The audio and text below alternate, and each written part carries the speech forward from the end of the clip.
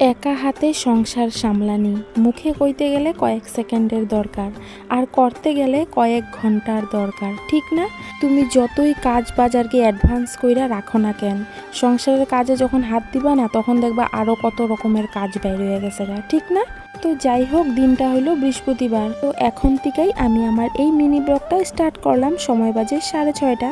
তো সবাইকে কিন্তু আরও একবার ওয়েলকাম পিঙ্কির মিষ্টি একটা মিনি ব্লগে। আশা করি আজকের ব্লগটা তোমার কাছে প্রচুর পরিমাণে ভালো লাগবো। আর ভালো লাগলে লাইক, কমেন্ট, শেয়ার আর ফলো করতে কখনোই ভুলবা না। আর যারা যারা আজকে আমার এই ভিডিওটা প্রথম দেখতেছো, তোমরা কমু না আগে ফলো করো, আগে তোমরা আমার ভিডিওগুলো দেখো। যদি দেখো কোনো কারণবশত আমার ভিডিওটা তোমার মনের মধ্যে একটু হলেও ভালো লাগছে, তাহলে অবশ্যই ফলো করে দিবা। তো ঘুম থেকে উঠা সব আশিবাসি সারলাম। ডুগ্গু শোনা ঠিক 6:30টার সময় কিন্তু টিউশনি গেল গা।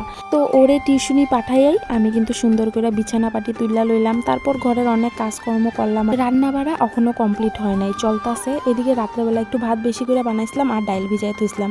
যেহেতু প্রচুর পরিমাণে গরম পড়ছে, এখন সকালবেলা দেখা যায় একটু জল ভাত খাইলেই কিন্তু ভালো লাগে। ডুগ্গু শোনা এখন স্কুল যাইব গা, তো ওরে সুন্দর করে জল ভাতটা মাইখা দিয়া দিলাম আর ডাইলের বড়া দিয়া দিলাম লগে দিয়া, ও খায়া নিতেছে।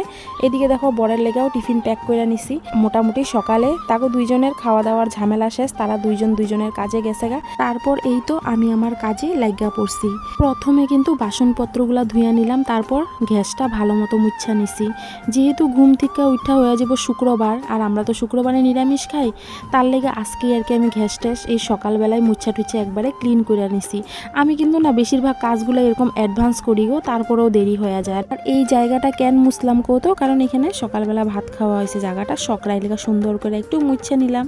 আর এই তো দেখো আমি স্নান করে কিন্তু আইয়া পড়ছি। এখন কিন্তু সময় কয়টা বাজে জানো? 10টা। সকালবেলা বিছানার থেকে নামার পর 1 সেকেন্ডের লেগে দাঁড়াইও নাই, বইও নাই জানো।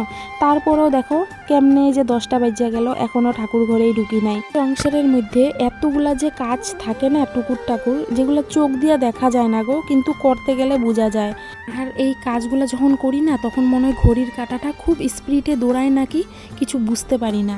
আমি আগের দিনও জানো কত কাম আর কি অ্যাডভান্স কইরা থই, যাতে পরের দিন আমার দেরি না হয়। আমি মনে মনে ভাইবা রাখি, তারপরেও কি লেখা জানি দেরি হয়ে যায় গো, কিছুই বুঝতে পারি না। তারপরে আজকে দিনটা হলো বৃহস্পতিবার, কত কিছু জোগাড় জান্তি করতে লাগে, ওগুলা করতে করতেই তো আমার 11টা বাজিয়া গেল। আর আজকে আমার ঠাকুর পূজা দিয়া কমপ্লিট করে বাইরেতে 12টা বাজিয়া গেছে জানো। আমার মনটা অনেকটাই খারাপ হয়ে গেছে। তারপরেও ভাবি যে থাক, কি আর করুম, সংসারের কাজ যেহেতু একা হাতে সামলাই, উপর নিচ তো হইবই আর কি, একটু উল্টা ফুল্টা তো হইবই, ঠিক না? তো তুমগুলোর লোকে এরকম হয় নাকি অবশ্যই জানাইবা তো কমেন্ট কইরা। তো আমি কিন্তু সুন্দর করে আজকে বৃহস্পতিবার লক্ষ্মীর ঘট বোয়াই দিলাম। তো কেমন লাগলো আজকের ব্লগটা অবশ্যই জানাইবা।